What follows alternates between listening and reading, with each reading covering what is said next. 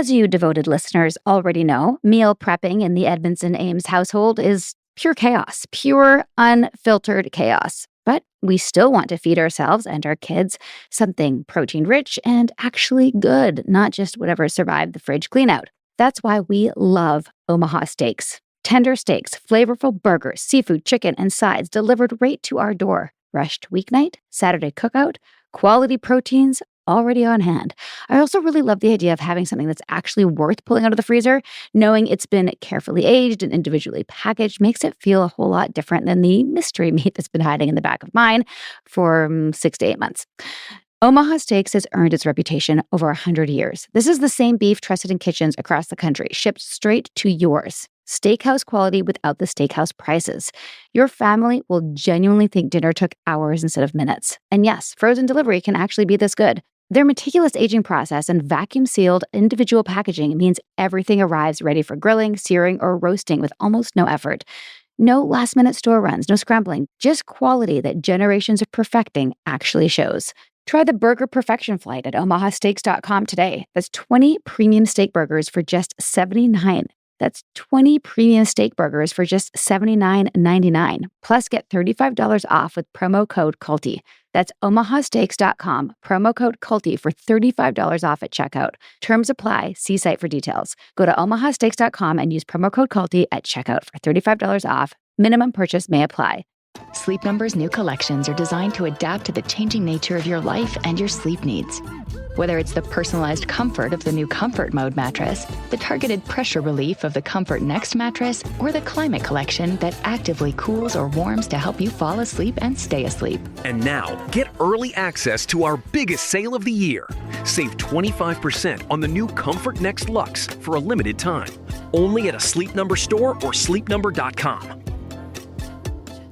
This podcast is for informational purposes only and should not be considered legal, medical, or mental health advice. The views and opinions expressed do not necessarily reflect the official policy or position of the podcast and are not intended to malign any religion, group, club, organization, business, individual, anyone, or anything.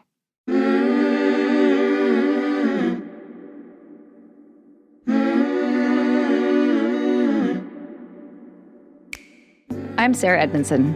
And I'm Anthony Nippy Ames, and this is A Little Bit Culty. We woke up from a cult, and that journey was captured in The Vow on HBO and in my memoir, Scarred. Now, in this podcast, we break down the shame and secrets that make these experiences so destructive with honest conversations on how seemingly benign groups can cross into the cultiverse and how to spot and recover from trouble if it happens to you. Each week, we bring in experts, survivors, and whistleblowers to explore red flags, resilience, and even share a few laughs, because sometimes you gotta laugh. Subscribe to our Patreon for early and ad-free listening, some live Q&A, and exclusive content at patreon.com/alittlebitculty. Welcome to Season 8 of A Little Bit Culty.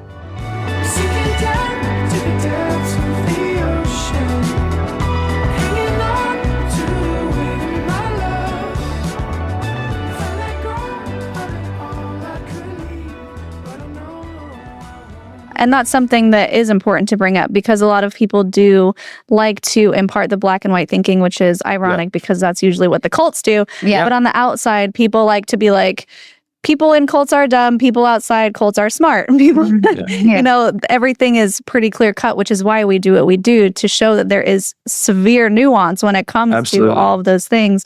And she is the perfect example of that. And so many times women especially become the victims and then become the perpetrators. We see it over and over and over again. And they are primarily used to be the ones to recruit, because if another woman is recruiting you, you're more likely to have your guard down and trust her and see FLDS again, right? That's how Warren Jeffs would get his underage wives, and he would get the older ones to groom them into being ready for it. Well, see Joseph Smith, the originator of Mormonism. So it's such a common thing. And I would like you, Sarah, to speak on both your experiences as a recruiter and being recruited into DAWs, if you are willing to do that. Sure. So with NXIVM, I think that the reason why I was such a good recruiter, and I don't say that like proudly, like I was such a good recruiter, but I was successful in... Your talents were manipulated. My talents were manipulated. I mean, one is that I'm very social. I have a lot of friends. I have always been very passionate about whatever it is that I'm into and share it loudly. That's just like kind of my personality. Whether it's a movie or green juice, yoga, a new song on Spotify, like I just love to share. And this was something where I did that naturally. And then I was told that I could, earn money from it and put that towards future training, because I was like really broke when I started on that journey. And so when I saw that I could earn money and have a career, and also at a time when I was acting, so like acting was, as you know, not a reliable source of income. Yeah. And I found great. I mean, at the beginning, it was also very weird, like recruiting your friends and things like that. And I got EM'd, which is the process of working through your limitations around it, to the point where I enjoyed it. And I love sharing with people, and I love building team humanity. That's what they call it. Recruitment. Enrollment was synonymous with building humanity. So I felt like I was building my team. I was telling my friends, I was bringing people in that I wanted to work with and helping them do the same. And that was part of the Stripe path. You couldn't grow unless you were doing that and helping other people do that. That's the nature of the MLM, which of course we were told it's not an MLM, but now of course we look back and see that it was 100% an MLM. So I could do a whole episode on my recruitment strategies and how I did it and what my techniques were. But the long and short of it is that I just walked the walk. I was happy. I didn't do hard sales with people. I just said, this is what I'm doing. If you want to know more, this, either I'd refer people to Mark at the beginning and he did the pitch, and then I got better at the pitch, and then I did the pitch, and then I trained other people to do the pitch. Like I was there for 12 years. It changed a lot. But I was very clear on what it was and how it could help people. And that was my general strategy, was meeting someone, getting to know them, build rapport, find out what it is that they wanted, show them how the tools could help them or not, and then figure out if it was worth it for them, and then help them commit to it. And that was easy for me. Yeah. And I'll just say that you were, as you put it in your book, a busy bee, a very busy bee. I was a very busy bee. I also liked how you talked about, and it's because it puts humanity to this, where people are like, oh my gosh, I can't believe she was a recruiter. It's not like you were doing it with the intentions of harming somebody. Of course not. And that's why you were a whistleblower, and you're like, I need to right a wrong. And that's why you do your podcast now, is to be like, sorry guys, I didn't know what I was promoting. And I think that's the case for so many people. But I liked how you were talking about, well, when I would go to speaking events, I would go right to the speaker instead of the crowd, because I wanted to get the best of the best, because we're saving humanity. And so it really humanizes the whole process. Yeah. Yeah. Actually, when I think about the people who were in NXIVM that were close to Keith and knew who he really was, as in like part of his harem, and knew what his sexual appetite was, none of them were good recruiters. Interesting. And I think that they either knew or like couldn't lie well enough. You know what I mean? Like I was out there being like, well, they lied to us, so they were pretty good liars. Well, they did. They kept the truth from us. But I'm saying none of those people were excellent recruiters. The people that were out there bringing people in, like myself, didn't know what was going on. Yeah. And some people might look at the vow and be like, how could you not know? Like, it's so obvious. And it's very obvious now. But yeah, we underestimated the capacity of those people to lie. But in answer to your question about DOS, and I can't go through all the steps of how I got recruited to DOS, because it's like another hour. If anyone wants to know how I agreed to be a part of the secret society within NXIVM, that's really laid out well and scarred, better than I think than in here. But the long and short of it is I committed to something that I thought would be like the next level of my growth. And they got me at a time when I'd stagnated in NXIVM, and I had a kid and I wasn't really growing, and I was we were actually talking about other careers and making NXIVM more peripheral and doing other things. We weren't going to leave, but I'd started to go back to voiceover, and like we were producing. Nippy was doing a web series. We were producing other work. We were kind of. He reeled me back in. And what I thought the main reason I joined is because I was invited by Lauren Salzman, Nancy's daughter, who is like my best friend in the organization. She's head of education, super smart, very good at the things that we were taught to do next time. I really admired her. And I also had a hard time getting her time. Trusted her implicitly. She was our kid at the time's godmother. She married us. She's one of my best friends. But I will say that as soon as I was in and committed, then I was told that I had to do the same. And I was not good at it because I didn't know what it was yet. And I didn't believe in it yet. And so I had to So part of being in DOS is that it was a vow of obedience. So whatever you were asked to do, you had to do. And one of my sticking points before even committing, I was like, well, what am I going to be asked to do? And she's like, it's all things for your growth. I'm like, you're not going to ask me like rob a bank and I have to rob a bank. And she's like, no, of course not. Like this is for you and your goals. It's just more accountability. So when then I was told I had to start recruiting, I kind of just played along. I was like, and I realized that in many ways I had been playing along in NXIVM for the last 3 or 4 years before I even left.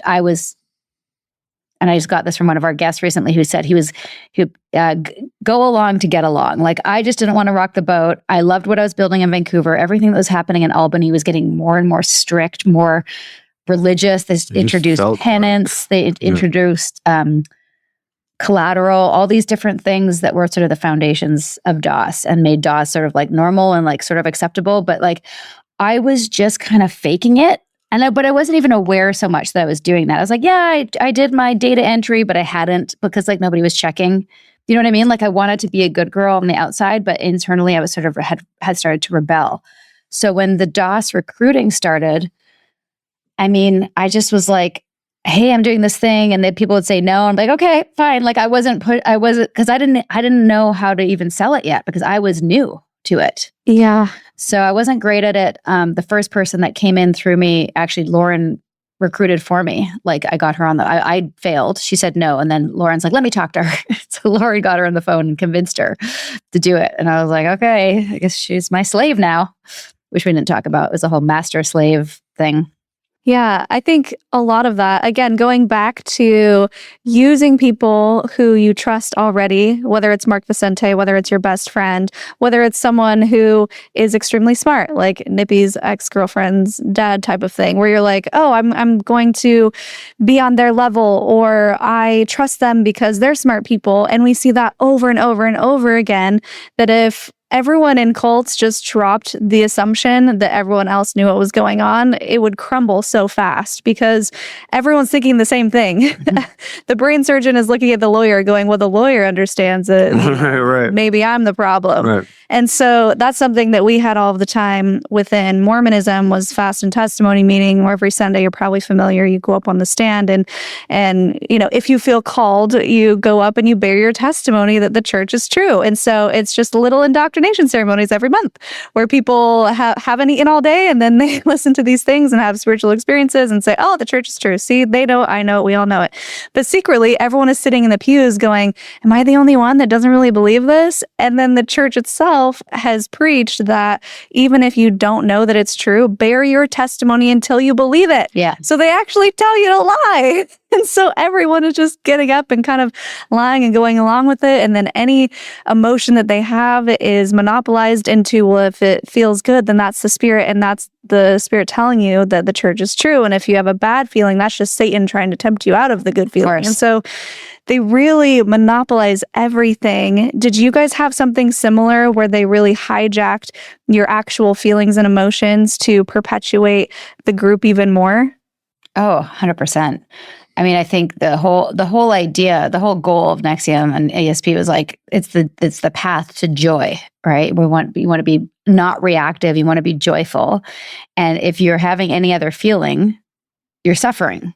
So if you wanted to like get the gold star or go up the stripe path, whatever, you had to sort of spiritually bypass or override any negative feelings. So it's like toxic positivity at its extreme. If you weren't happy, the tools weren't working, and you have to be happy to get the next stripe or the gold star, which is very confusing because like the feedback I got at the beginning was that I was too intellectual about things. I had to feel more. And so I started to feel more. And then I was like emotional. And then I was suffering. Like I was like, wait, but I'm feeling the things I was supposed to be feeling to grow. Like it made my head spin, like major inconsistency. Yeah, that kind of left me alone there.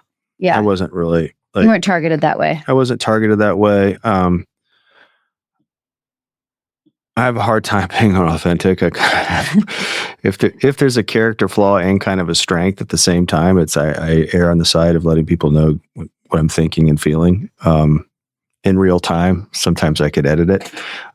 So if it came to a little abrasive sometimes. Yeah. So if it came to like a testimonial, my testimonial will be really strong because I was being authentic and I was going, look, this can help you with X, Y, Z. So a lot of times it could be great, but it was pretty rare because if it wasn't going on with me, I wasn't going to say it. And so sometimes they came to me and said, "Hey, you want to do a testimonial?" I go, "No." Like I go, "We can't." I could. There's a great a line about people are pretending, and then they're pretending that they're not pretending. And I feel like I have a good barometer of figuring that out when people are doing that. And I just have a harder time doing that. But if I'm really behind something, it's when I think, it's kind of like when I share my real feelings with Sarah, she knows that it's really going on. I don't ever say things that I don't have going on. So I couldn't be effusive inauthentically about something that wasn't going on. It's antithetical to my wiring. I grew up in a house of 4 boys. We got feedback in real time. So I didn't really I didn't train my nervous system to be good at that. Whereas I'm a total people pleaser. Yeah. Let's take a break from the cultiverse, shall we? Here's a word from our sponsors.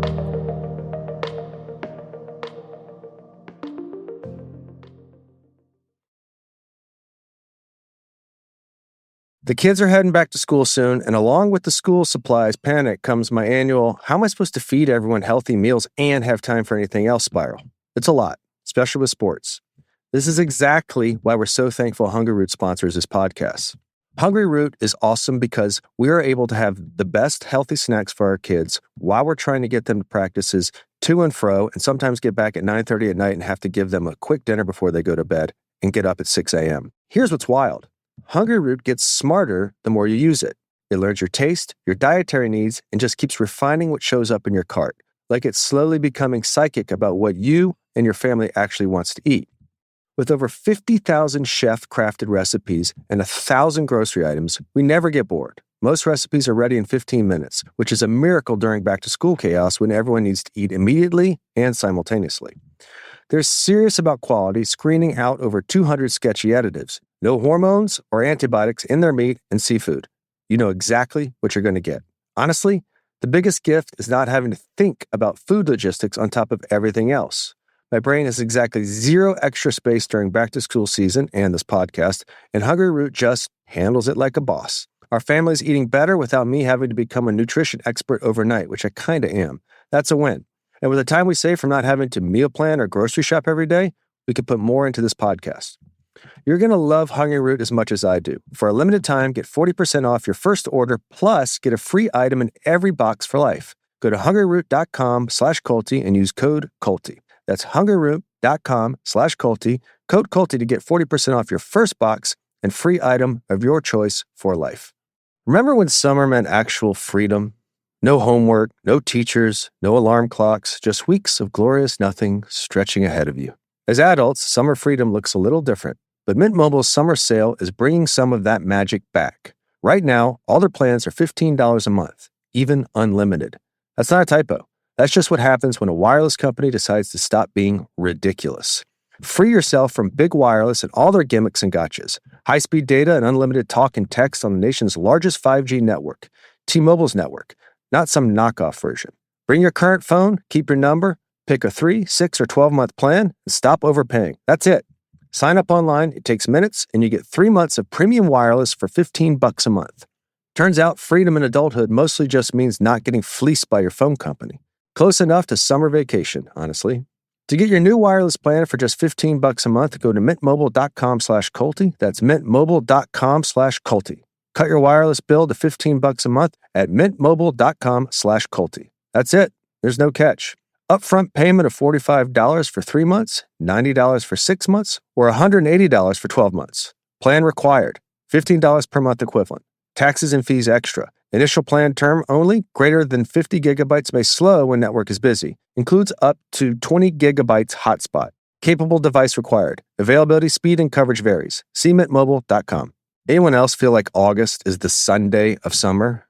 That weird limbo where you're bracing for the autumn chaos, but also refusing to admit summer's basically over. It's the perfect time to hit reset. And for me, that always starts with my closet. Quince proves you don't need a crowded closet full of options you never wear. You just need the right pieces. Their organic cotton and Mongolian cashmere sweaters are beautifully tailored, one of my personal favorite, built to last, and somehow work for morning podcast recordings straight through dinner without you having to overthink it. Boom.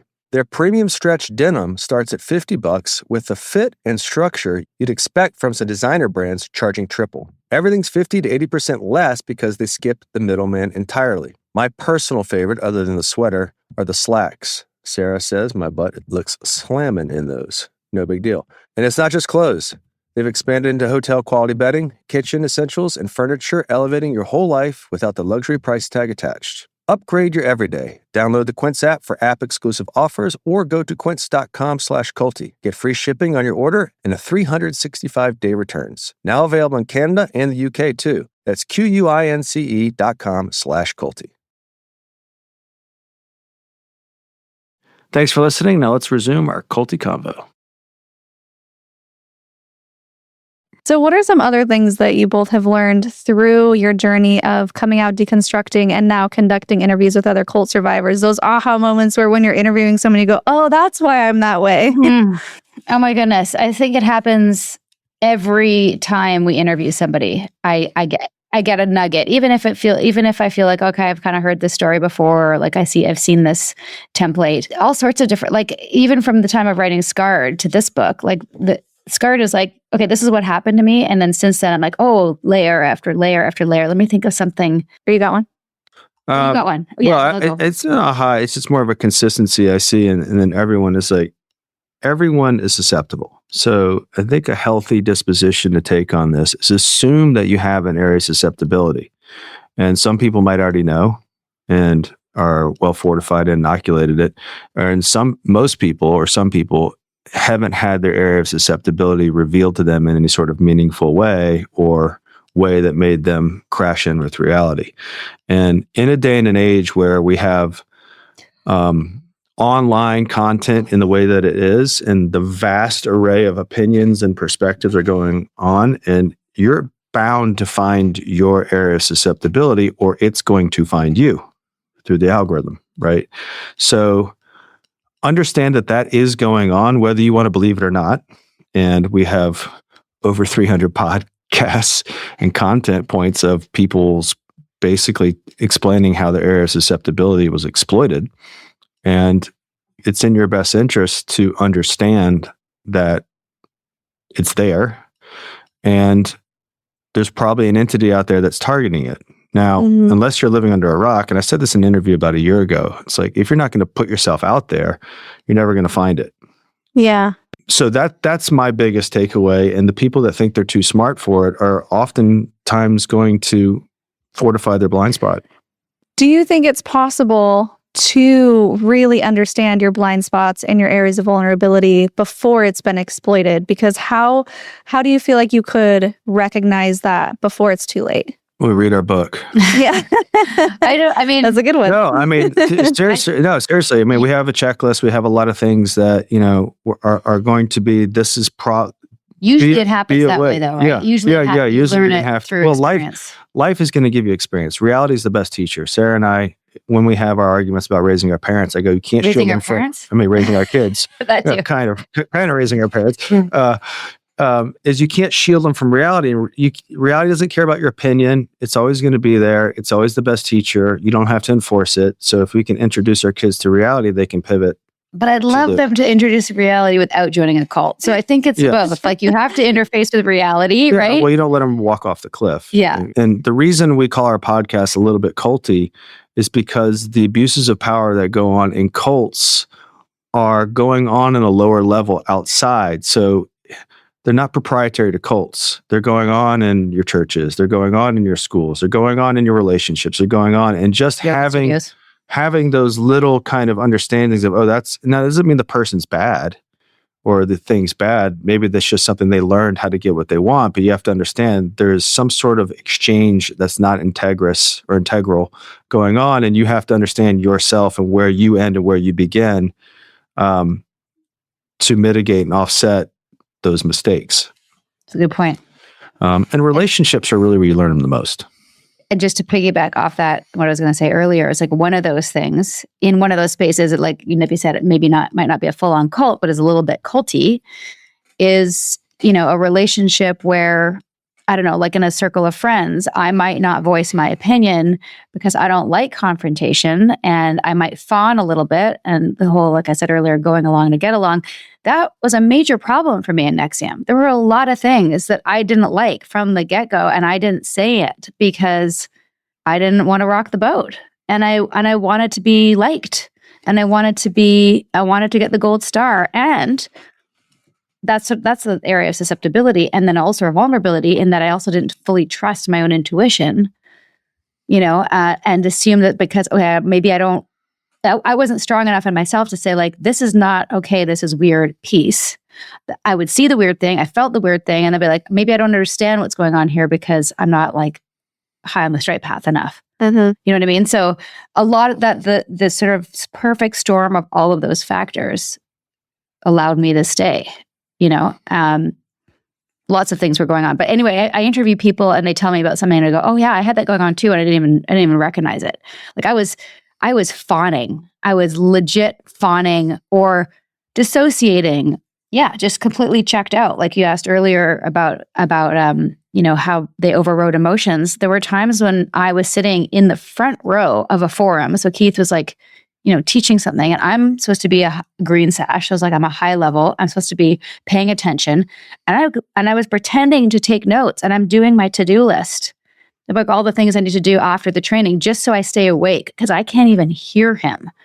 You know what I mean? But like, I would never say that because then I'd be in trouble. Then I'm not walking the walk, and I'm not actually integrated. I'm not agreeing. Maybe I didn't, like, there's all sorts of things going on. Yeah. And like you said earlier, I think everybody else is getting it. They think I'm getting it because I'm taking notes, so to answer your question, what kind of things ahas do I have? Every episode, it's a different aha, either about like something that I did myself or how cults work or the template. In some ways, I'm never shocked. They're more common than you think. Yeah, that they're everywhere. Yeah, and all sorts of like ridiculous places, like in dance moms groups. You know what I mean? Or like book clubs, college campuses. You talked about, the sororities. Yeah, sororities and things like that. One of the ones that I still struggle with, and I'm getting better at it, but sometimes I catch myself, is outsourcing. So within Mormonism, anytime there was something going wrong in your life, you were told to go talk to the bishop, to confess, to get right, whatever it was. And so not only the oversharing thing, which I think I mentioned to you off camera, oversharing of like, okay, these are all the nitty gritty details that you need to know. Am I worthy enough? Am I okay? It's outsourcing my issues to a man who's not trained and shouldn't be hearing about my life, especially my sex life as a young girl and teenager, young adult, and outsourcing my problems, I guess you could say, to someone who can give me the answer. And it seems like that's also something that NXIVM did, was tell you that, and you put this in your book, sell you the problem, well, basically tell you have a problem and then sell you the solution. Is that something that you've found yourself after leaving, wanting to find that person to outsource things to versus just handling it yourself? That's a great question. I don't think anyone's ever asked that. I guess it depends on the thing. Definitely not Nippy. I mean, I still go to friends for advice if I'm still on Nippy, if I'm trying to like hash something through in my mind. But I'm just so wary of handing over my authority to anybody else. Like, I might learn. I might go out and like get some health advice from my functional medicine doctor. Yeah, I don't know. I'm not. Listen, I wasn't into this in the first place. And to go into it and get burned in the way that I did kind of fortified my belief. And I kind of have a belief now I look at kind of like a sports game. You're going to play hurt sometimes. You're going to heal. Go take care of yourself. Figure out what you need to do. Take responsibility for what goes on with you. When I have something go on, I'll go self-correct. I'll go, hey, I need an hour or two to figure out how I wasn't optimal. And, I'm self-aware enough and smart enough to figure out how to pivot, and she reminds me. Well, the reason that I brought that up too was because in your book, you mentioned that it's so common for people to leave one cult to get into another. because they've already been willing to maybe outsource things that they need help with, or they understand what it's like to be submissive, and maybe they're craving, without realizing it, somebody to tell them what to do or how to live or how to act. And so I wondered if that was an issue that you guys faced, but it seemed like it's the opposite. The second you were burned, you were like, yep, never doing that again. And you were able to clearly see from then on out what to avoid. I think so. But yeah. I mean, I'd still say there's probably areas of susceptibility that we have. I find myself.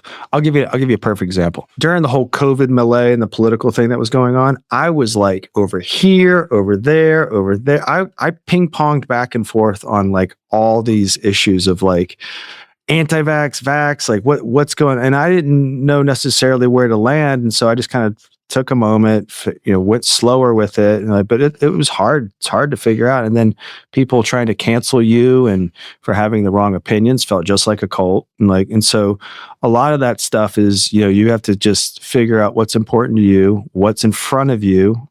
Like for me, it's like, I have a philosophy, just dominate what's in front of you, like do well in what's in front of you. And then I think kind of you get wisdom from that. And then the universe will take care of you accordingly. But I just remember seeing all the information. I was like, how are people so confident in this perspective? And they have the other one. And so, it's not easy, and it's going to get harder because, I know I'm in a generation that knew what it was like to do a research paper in college, I have to go to the library and have to go actually, and I'm probably one of the last generations that could leave the house, go to the grocery store and get a carton of milk and no one would know about it. Now everything is so curated and targeted, and your intel's out there. So it's going to be harder for the next generation to figure out what is what. I find that scary, and it's hard. It's hard for me. I'm sure it's going to be harder for everyone else, and everyone's going to be area of susceptibility with all the information that's out there. Yeah.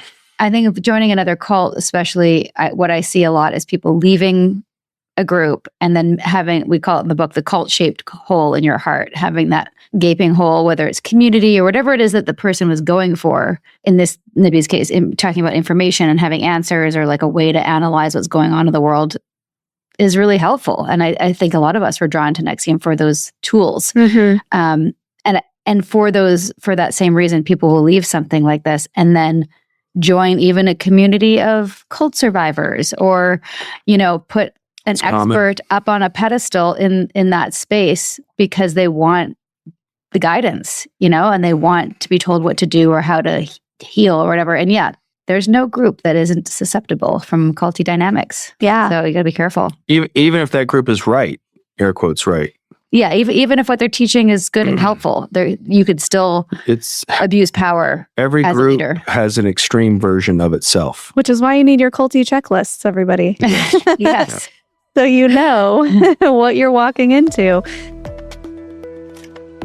This episode would not be possible without the support of our sponsors. Let's hear what they have to offer.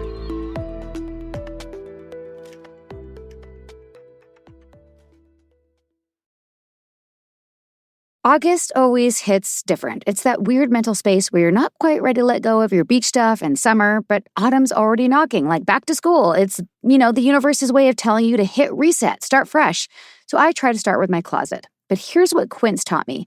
You don't need an overstuffed closet to look put together. Literally, somebody at the folk festival here in Vancouver the other day said to me, "You seem like the kind of person who's always put together. I like your whole vibe. I like your wardrobe." And I was like, "Thanks, it's Quince." Here's the thing. You just need 10 genuinely great pieces instead of 50 mediocre ones. Their organic cotton and Mongolian cashmere sweaters are the definition of effortless. Tailored well, built to last, and somehow appropriate whether you're in a meeting or grabbing dinner afterwards or everything in between. You don't need to do that whole costume change because it works for everything. The denim, though, is where things get very impressive.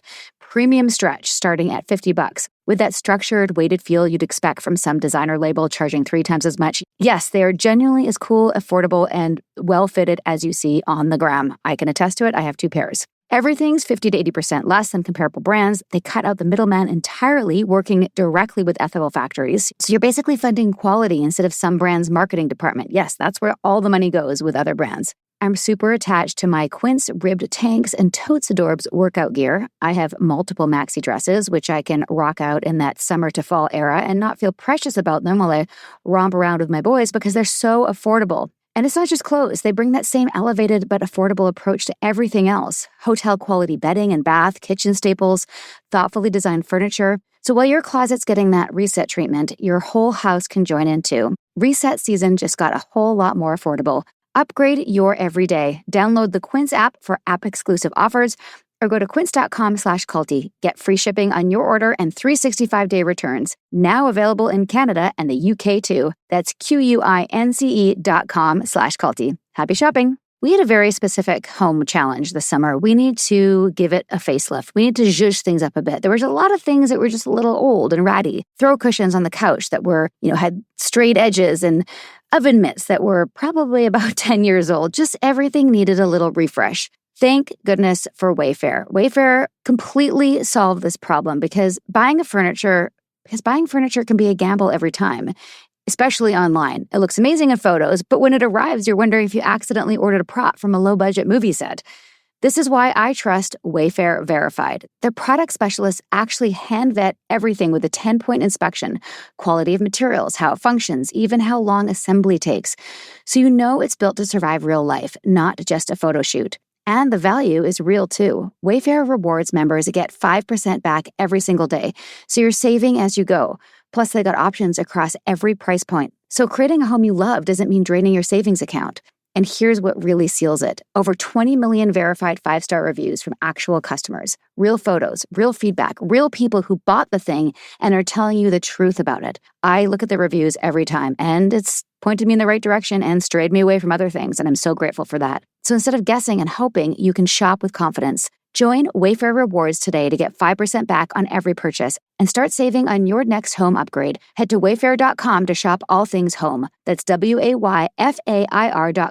Wayfair. Every style, every home. Wayfair, every style, every home. We protect everything.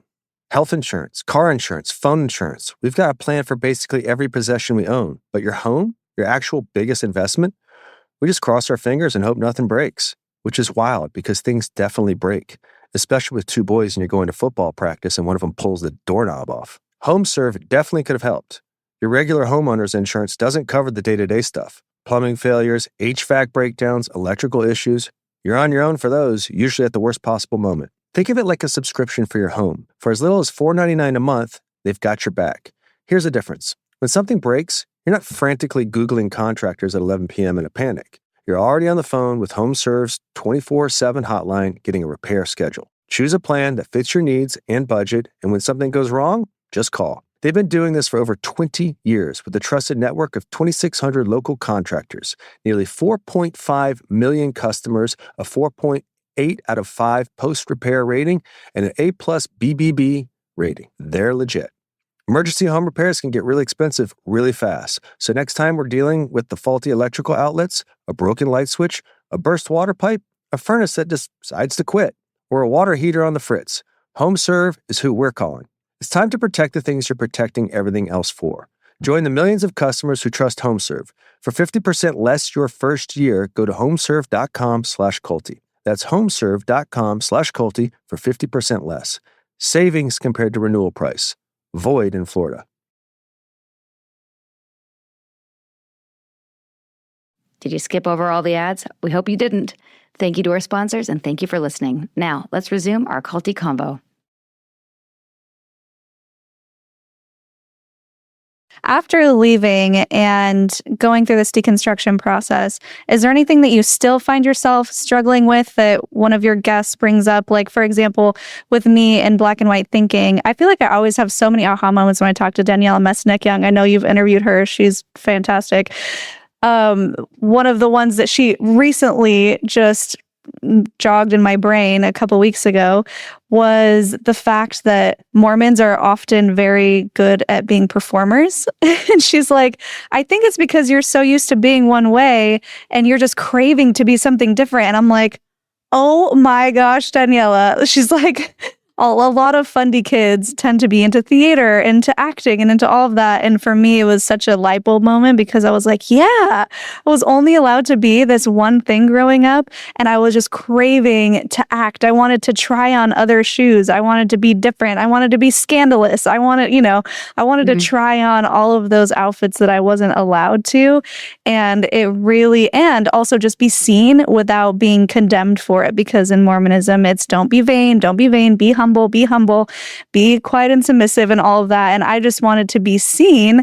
And so dancing and performing and singing was always so close to my heart. So that's something that was like an aha moment. But I guess I went off on a tangent because I meant to say the stuff I struggle with now, which is black and white thinking of, oh yeah, I'll be vegan for 5 years. No big deal, because I'm used to cutting something off completely, or I'll go all in on a workout. But then if I miss a day, everything's over and I can't get back on track because it's all or nothing for me. I'll tell you right now, I still struggle with it. Happened last week. I'm very bad at chilling out. And Nippy can attest to this. I was starting to get sick because I was operating at a very high output level and made myself sick. I was like you were very just stressed. going faster than you need to go. I was going, because I was stressed about my to-do list and I made myself sick. And Nippy forced me to take bed rest. It was very, very hard for me just to lie in bed. I never used force. And no, he didn't please force. But he was he held you down and put you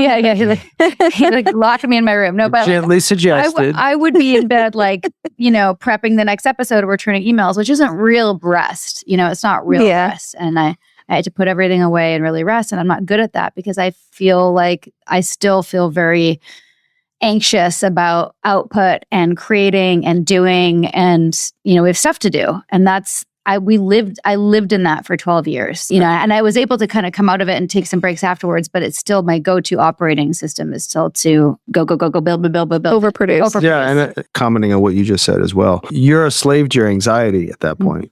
Yeah. And so you're not really, I'm not picking. No, I am a slave to my anxiety. It's something I struggle with for sure. And it kind of can sometimes be at odd at say a principled based decision or something tethered to something that you really want. And sometimes those are at odds.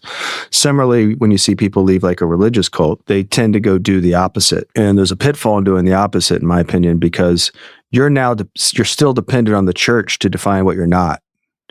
So you take on a personality that is no longer the church or whatever. It's not the church. Mm-hmm. Right? So it may feel individuating and it may feel stronger and all that stuff, but it's still not the church, but you're still dependent in defining yourself on what you're not. And you see it's an individuation phase. You see a lot of teenagers kind of like, I'm not my parents. Yeah. So they'll go get a nose ring or whatever, do something to assert their dominance. A lot of people that are not dominance, individuality, a lot of people that are in churches or whatever tend to do something like that. And then they're the anti-cult person now or whatever. So it's... That happened with NXIVM too. A little bit. Yeah. I mean, well, we were taking it down. I never think I was anti-NXIVM. I was just like, we're taking you down and I'm going to throw what punches I have. That feels a little anti. Yeah. But there were people who... We have to put a label on it. Yeah. But there were people who left and broke all the rules. We didn't drink, right? And but that wasn't my identity. Yeah. Anti-NXIVM wasn't my identity. We just thought we were just righting the wrongs. We were exposing the bad stuff. But there were people who dropped what we were doing. And, I simply say that just to hard. be careful. You're not replacing one identity with the other. Yes. That's why. No, I think that's a really good point. And that is something that happens frequently. It's the pendulum swing of, exactly. If I can't do this and I'm so restricted, I'm going to try everything until I figure out where my middle is. Yeah. And so we talk about that too, is understand that if you don't know anything about this crazy world on the other side of the pendulum, just tread carefully. Don't dive in. You need to know your limits with alcohol. You need to know what boundaries and consent are if you were in extreme purity culture, and just understanding that there is nuance and you don't have to do the full pendulum swing. So just to finish out this interview, when you were writing this book, Sarah, I know you wanted to talk about the process and how it was for you and anything that came up during the whole process, really. Yeah. I mean, the main reason that we wrote it is that we felt like we've learned a lot, as I'm sure you have as well. And when people reach out and say, I just got out of a cult, or like, my daughter's in this thing and I don't know how help, people reach out all the time. And we have a huge resource list on our website. And it's a lot, to sift through. We don't know what's going to hit. And we wanted to be able to say, it's all in here. Like, just read this. You don't have to listen to our whole catalog. You don't have to watch 8 documentaries. And, if you want to watch both seasons of The Vow, that's a 14-hour commitment, right? That's like a long time. Yeah. I had a hard time getting through it, and I was in it. Yeah. So that was part of it. And at some point, who knows when, we're going to close this chapter and do other things. And we wanted to have it documented. Like, what did we learn in one place? But what was difficult, in addition to writing with the love of your life and co-host and husband, which is it's hard in and of itself, is that like this, it's not linear. Like how these things work it's not like you do this and then you do this and then this and you're in a cult. And there's all these things happening at the same time. And you probably read that when you read the book. It's like, we're trying to write a book that is linear and explain it in a linear way, but like you're not being love bombed and then isolated. Like you're isolated as you're love bombed. And like all these things are happening at the same time. That was the biggest challenge, trying to... like tried to take what we learned and put it in a format that people could understand and also make it palatable and not dry and not academic and related to things that were happening currently and have some humor. Did you find it funny? Can I ask you a question? What did you find? Yeah. What was it like to read it? Because you know like as much about cults as we do, and we've done more, if not, probably more. I don't know how episodes you've done, but you have the same body of knowledge. Did you learn anything new? Was it interesting? What was it like to pick it up and see it in a written format like this? Yeah, I think the way that you laid it out was really helpful. It's easily digestible. So you would provide love bombing, for example, and then you would give a little vignette of someone that you've interviewed to help illustrate that so it really sinks in people's brains. Mm-hmm. Because for me, I'm a very visual person and I like to picture things, which is why we do a storytelling podcast so we can really get into the person's shoes. Mm-hmm. And so I think it was really helpful the way that you explained the concepts while providing the examples, but then also going a step further and showing examples within your life, both of your lives, Sarah's side, Nippy's side, and then you could kind of see differing opinions too, because that's also important that, as we said in the beginning, not everybody's experience with the cult is going to be the same. And so I really liked the way that it flowed and helped provide more context and more information. And also, it's basically a really great way to, if you're interested in one specific topic, whether it's the recruitment or whether it's being in or escaping or helping someone else escape, it's a great way to just point to an episode and be like, if you want to learn more about this situation, go listen to Amanda Ray's season, whatever it was, episode blank. Mm-hmm. And so it's a good way for people to have a starting point, but then also here's where you can dive in further if you want more information, if you have the time and the bandwidth to listen to these survivor stories. Mm-hmm. Exactly. Yeah. That was our goal. And I would say I want all parents to get this for their kids. High school, particularly if you're going off to college.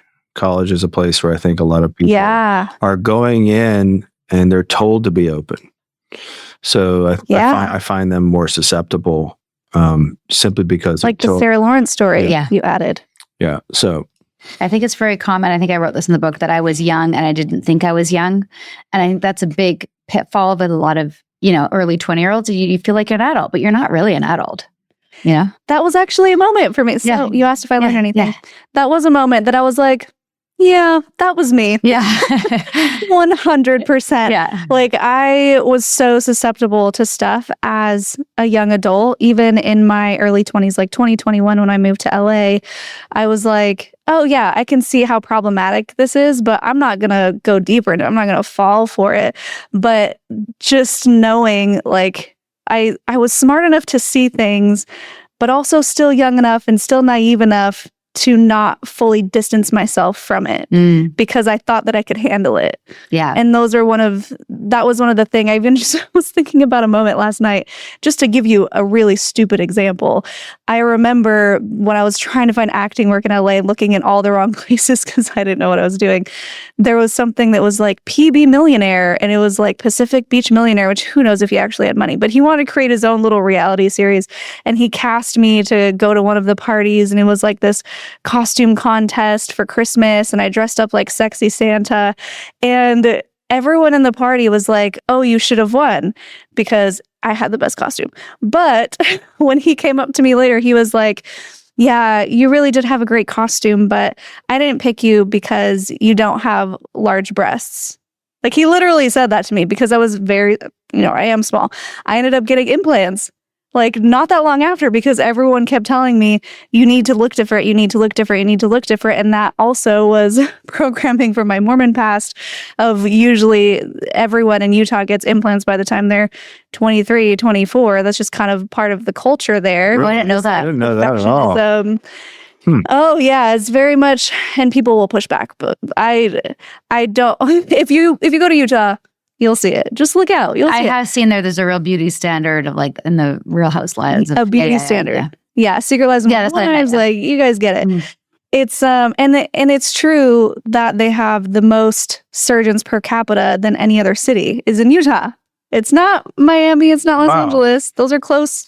They're close, but it's Utah. It's this perfectionism thing. So anyway, I let that programming carry in and also be that confirmation bias of, oh, I could have won this competition and this millionaire clearly thinks that I need to look different. And in my head, I was like, this is so dumb. Why am I even here? Why am I participating with this guy who's trying to be relevant? But I also said to myself, it's fine. You can get out whenever you want. It's just like, I shouldn't have been there in the first place. Right. 100%. So any other final thoughts or nuggets of wisdom you want to impart onto our listeners before we wrap up? Like Nippy said, we do want all parents to give this to their kids, or if the kids won't read it themselves so they can spot the signs and help their kids if they get involved in anything culty. Yeah. And we're really passionate about it, and we hope that it reaches people far and wide, and we love talking about it. So thanks for having us on. And I can't think of any other nuggets. I feel like we covered a lot. And I think the other thing I was going to say, aside from learning about myself with your book, is just certain terminology that I think people don't really understand. And it's good to just have it in your toolbox, even if you never come across something like that, just to understand the language of it so that you can talk to your kids about it in an informed way, or you can be more aware of it. I think, like we were talking about earlier, vocabulary is such a huge thing in cults. They change the language so that there's an in crowd and an out crowd, but we need to know how to name those culty aspects too, so that we have the language to talk about it. So yes, everyone go check out A Little Bit Culty. Thank Wherever you. you get your books. Where's the best place to buy it? Amazon? Right now, Amazon. Eventually, our Audible. We're still narrating the Audible. We got behind it. That'll come out soon, and then it eventually will be in bookstores as well. But right now, Amazon, so people can also write a review, which really helps. Great. I need your Linda Listen moment. Oh, yeah. Sassy statement. Sassy statement. Piss you off or inspirational. Nippy? I kind of Nippy's got one first. If you think you're too smart, you've just advertised your blind spot to the world. Perfect. Well said. Sarah? I thought I had it. It just disappeared. I blame my hormones. Oh, it's the hormones again. The hormones. What did you just say? Mine was similar. These things exist everywhere. You're probably already in something that's a little bit culty. You just haven't hit the weird shit yet. Knowing the red flags is great, but also like learn the green flags. Which is at the end of the book. The green flag section is like learn to look for the things that will protect you and seek those things out, and you're going to be okay. It's not very sassy. Yes, I love that. Instead of just full on avoidance, lean into the things that are actually going to be helpful and useful. And forget cults. Like, is this thing healthy for you? Is this group healthy? Do you feel good with your friends? Do you feel like you can share who you really are and be authentic with your friend group or the parents at your school? Like, we interact with people, and it's people that make up culty shit or just toxic shit. And forget the word cult. It's like, is this group healthy for you? And do you want to be in it? And if you don't, then join another group. Yep. That was kind of sassy. I agree. Great. Yeah. Tell everyone where they can find your show, support you, aside from the book. Social media. I'm Sarah Edmondson. Nippy's Anthony. Are you Anthony on there? I'm Anthony Ames 11. It's hard to find because it's not Nippy there. Anthony Ames 11. A little bit culty on Instagram. The book is Amazon, and podcast is called A Little Bit Culty. Podcast A Little Bit Culty. The book is called A Little. One day we'll be on YouTube as much as you are, Shelise. Thank you for helping us make that transition. Yes, of course. We just have to get we this made $100. What? YouTube? Yeah, getting there. Got a steak dinner out of it. You got a steak dinner out of it. Yeah, amazing. Well, thanks for it's a grind. It is a grind, and but now that the book grind's over, we can really figure out if we're gonna do that. So we'll keep in touch about that. And yeah, we super appreciate your time. Thanks for having us, and you're awesome. And hopefully we'll meet in person one day down in Texas. We got to do a book thing down there. Yeah, we'll be there. Yeah, if you do a book tour in Austin, I would love to be the person to interview you. Oh yes, absolutely. For sure. Be our conversations with person. We have our Austin trip. We got to do it probably in the fall. Awesome. Yeah. In the fall, before or after a UT game. Oh, that'd be fun. All right. Thanks, Shelise. Of course. Everybody, thank you so much for watching. This has been awesome. Make sure to go check out A Little Bit Culty, the book and the podcast. And all the links will be in the description so you can find that easily. Leave those words of encouragement down below or anything that you found helpful or insightful. We love to hear your perspectives too, and it boosts the algorithm. Best way to support the show and the guests. And if you want to support even further, we do have channel memberships now where you can get early access to some of our videos, some behind the scenes content, and members only live streams. If you want to join on Patreon instead, if you're not into the whole YouTube thing, you can do that at patreon.com/cults2consciousness. If you want shorter versions of our guest stories, we have a clips channel. All of that's in the description. And if you like this video, I'll link 2 more down here below. We've had a few fantastic conversations with Sarah already. The 8 women in 8 cults compare notes. And her story from like years ago when we first started. But I think that's it. And until next time, follow your highest excitement, be conscious, and be well. Sinking down to the depths of the ocean, hanging on to the weight of my love. If I let go of it all, I could leave, but I know I won't. We hope you're enjoying A Little Bit Culty. If so, please do show us some love. Drop a rating or leave a review. Hit subscribe on Apple, Spotify, or wherever you listen. And subscribe to our Patreon at patreon.com/alittleBitCulty. Even better, send this episode to someone who needs it. Maybe they're in a cult. Maybe they're just a little bit susceptible. Or maybe they just love a good story. Spread the word, spread the love. Thanks for listening, and see you next time. A Little Bit Culty is a Trace 120 production. Executive produced by Sarah Edmondson and Anthony Nippy Ames in collaboration with producer Will Retherford at Citizens of Sound. Our co-creator is Jess Tardy. Our production coordinator is Lesli Dinsmore. Writing by Sandra Nomoto and social media marketing by Eric Swarzinski and Brooke Keene. Our theme song, Cultivated, is by the artists John Bryant and Nigel Aslan.